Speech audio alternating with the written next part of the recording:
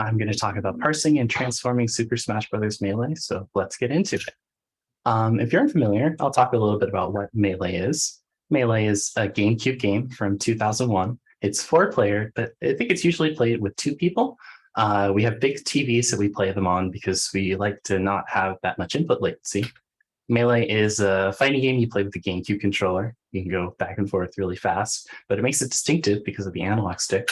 And Melee's an esport. So this is a tournament I went to in 2018, Fight Pit 8. There were 239 attendees. You don't need to worry about how well I did because I'm a lot better now. But today I want to talk about how Melee is a file. So that's what we'll be focusing on. This is the start of the Melee file, ssbm.iso. It's 1.4 gigs and it runs in an emulator called Dolphin, and we do have netplay. So knowing that Melee is a file and knowing that there's stuff in the game, anything that we see in the game has to be contained within the file. There's not like an asset bank. So we can ask some questions like, where do turnips come from? So just a little bit of introduction to turnips. Peach is the player. I like to play Peach, and there's different kinds of turnips, and Peach can just kind of pull them from the ground. But they all use the same 3D model, just different textures. So we have a tool called Dat Texture Wizard that I didn't write that can show you these textures. It's open source, it's written in Python, and it runs great on Linux. And it can kind of open up the ISO and show you the particular assets that are inside.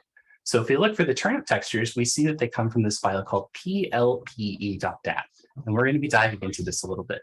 It's one file, but you can see that it has multiple textures. So I think the interesting thing is if you see a smile on Peach's turnip and you see the smile in here, that's where it comes from. So I think that there's an important question, because I said if Peach's turnip textures are in PlCaGr.dat, then where is that in the big binary file? So I'm going to talk a little bit about the file system table.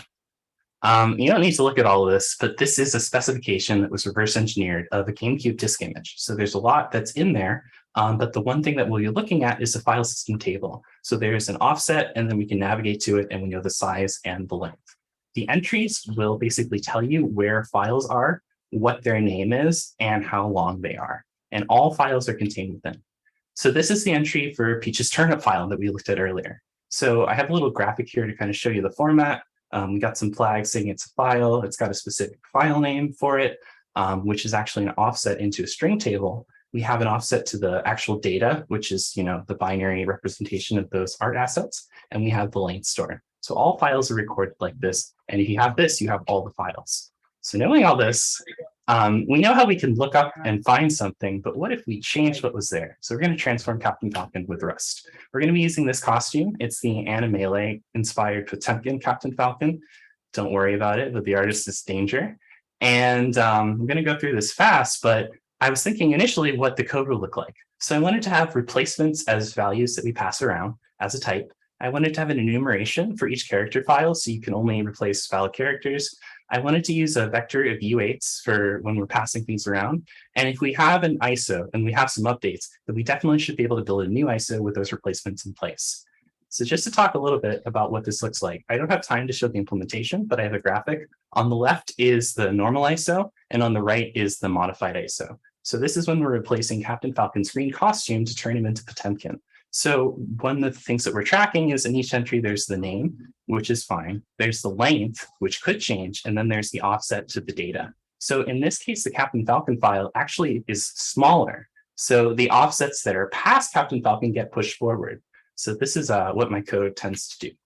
And just to show you what it actually looks like to build the entire ISO, to just take a vec of U8s and then to just have something that you can load and play, the first thing that we do is we read in the normal ISO. We write the new file system table we generated like before. Then we sort the new file system table by offsets, because we're going to use a cursor to seek to each piece where we have data that we updated the offsets to, and we're going to write it. And after we add some padding to the game so it boots, we actually can play a new version of Melee where Captain Falcon is entirely different using Rust. So just for some next steps, I was thinking about changing the name because it's not very compelling. I wanted to blog about the challenges I went into. I only support Captain Falcon, so I need to support more characters. I wanted to output runtime traces and graphics that are similar to the diagrams I showed you here. I need to write example code and docs. I want to publish a crate, and I have a dependency that I want to take out since I learned how things work. And you can check it out on GitHub. So yeah, thanks everyone. I got a few acknowledgements. I just want to shout out the Gaily community. It's an LGBT space where you can play Smash, and it's been a huge help for me. And these are some players I think are cool. So yeah, thanks everyone. That's it for me.